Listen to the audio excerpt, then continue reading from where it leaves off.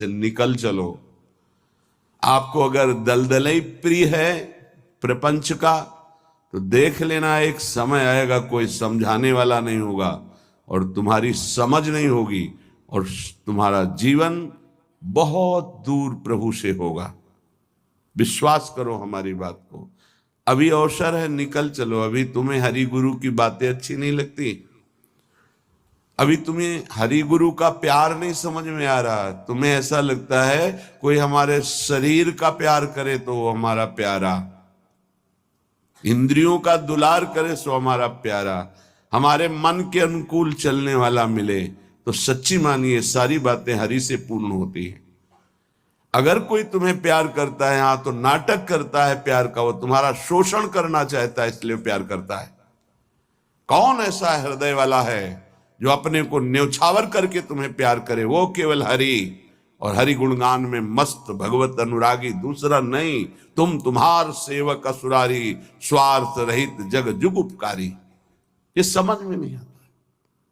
प्यार का मतलब समझा जाता है वासनाओं का खेल हो तो प्यार, मनोरंजन हो तो प्यार, हरे मन का भंजन करके वासना का नाश करके उपासना में प्रतिष्ठित हो जाना, इसे प्यार कहते हैं।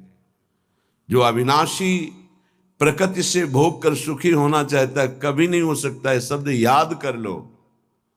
खाते खाते दांत टूट जाएंगे, देखते देखते आंख फूट जाएगी, शरीर नष्ट हो जाएगा, पर वासनाएं ज्यों की त्यों रहेंगी और बढ़ती चली जाएंगी। ये जो जलन होती है यही भस्म करती वासनाओं को। सच्चे उपासना के मार्ग में चलने वाले जलन की परवाह नहीं करते, कष्ट की परवाह नहीं करते, वही उस परम पद के अधिकारी होते हैं। कल एक ने प्रश्न किया कि ऐसा कोई मार्ग बताइए जिसमें कोई कष्ट न हो, भगवत प्राप्ति हो जाए। घर बैठ जाओ। ऐसा सृष्टि में लौकिक मार्ग नहीं है तो अलौकिक मार्ग की क्या बात। अगर आपको 500 रुपए चाहिए तो लेबरी करनी पड़ेगी, 8 घंटे मजदूर बनना पड़ेगा और ठेकेदार की बातें सुननी पड़ेगी। कोई भी कार्य करो आप, क्या सहज है, क्या सुखपूर्वक है, लेकिन आप लक्ष्य जब धन रखते हैं तो बड़े से बड़े कष्ट और कटु वचन को सहते हैं। आप जब दुख से निकलने के लिए लक्ष्य बना लिया भगवत प्राप्ति, तो फिर ये मनोरंजन कैसा, यही समझ में नहीं आता।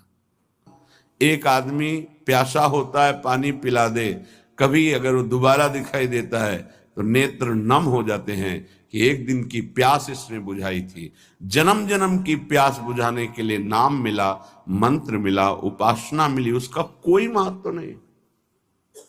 ये तुम्हें प्यार नहीं नजर आ रहा। जो कभी संभाषण नहीं करते थे, देखते नहीं थे, वे तुम्हें अंदर और बाहर दोनों से देख रहे, तुमसे संभाषण कर रहे हैं, ये तुम्हें प्यार नहीं समझ में आ रहा। हमारी तो यही समझ में नहीं आ रहा कि उपासक का लक्ष्य क्या है। अगर लक्ष्य नहीं है तो तुम्हें कोई भी बदल नहीं सकता, और लक्ष्य है तो तुम्हें कोई बदल नहीं सकता। दोनों बातें समझ लो। लक्ष्य नहीं है तो तुम्हें परमार्थी कोई नहीं बना सकता, और लक्ष्य है तो तुमको कोई स्वार्थी नहीं बना सकता। चाहे जितना कुसंग हो जाए, तुम्हारा परिवर्तन नहीं हो सकता, क्योंकि तुम्हारा लक्ष्य है हरि गुरु को प्राप्त करना। एक एक कदम तुमको प्यार मिलता चला जा रहा है। जानते हो, केवल पेट भरने के लिए, शरीर में वस्त्र पहनने के लिए और वास के लिए पूरा जीवन मेहनत करते हैं लोग, तब वो प्राप्त होता है। तुम्हें आदर के साथ ये सब बिना किसी प्रयास के मिल रहा है। किस लिए? तुम भगवान के हो, प्रियालाल के हो, इस बात की तुम्हें इज्जत रखनी है कि तुम प्रभु के दास हो, उसी की सब सुविधा है। अगर दासत्व विषयों का रखोगे तो छल कर रहे हो हमारे प्रभु के साथ। ये छल तुम्हारे हृदय को ताप पहुंचा देगा, ऐसा ताप जो कहीं शांति नहीं मिलेगी। समझ में नहीं आता। मेरे प्रभु उतरते चले जाते हैं, झुकते चले जाते हैं आपको उठाने के लिए।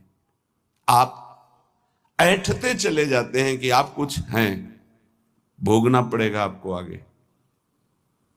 शब्द याद कर लीजिए। आगे आपको प्रतिकूलता ऐसे घेरेगी कि फिर कोई बचाने वाला दिखाई नहीं देगा, वो आप क्लेशित होंगे। इसलिए सावधान हो जाइए, परिस्थिति को सहना सीखिए। सहत सहत बाढ़े भगति गृह तन गुरु हितगार। जो सहनशील वही महात्मा होता है, जो सहनशील है वही प्रेम रस का अधिकारी बनता है, जो सहनशील है वही प्रियाजू का कृपा पात्र बनता है। प्रियाजू कृपा पे कृपा करती चली जा रही, संसार समुद्र से निकाल करके अपने महल में रखकर अद्भुत सुख दे रही। यहां जानते हो भजन का स्वरूप क्या है? रहना ही भजन हो जाता है, पर रह कहां पा रहे हो? यहां तन यहां रह रहा है मन विषयों में, मन नाना प्रकार की कामनाओं की पूर्ति में। क्या वृंदावन वास हो रहा है? ये वनवास है। वृंदारण्ये चर अचर दृक् पश्य वृंदावन श्री। जिह्वे वृंदावन गुणगान कीर्त श्रोत्र गृह्यान। वृंदाटव्या भज परिमल घ्राण गात्र त्वमस्मिन्। वृंदारण्ये लुठत पुलकितम कृष्णो केलिस्थलीषु।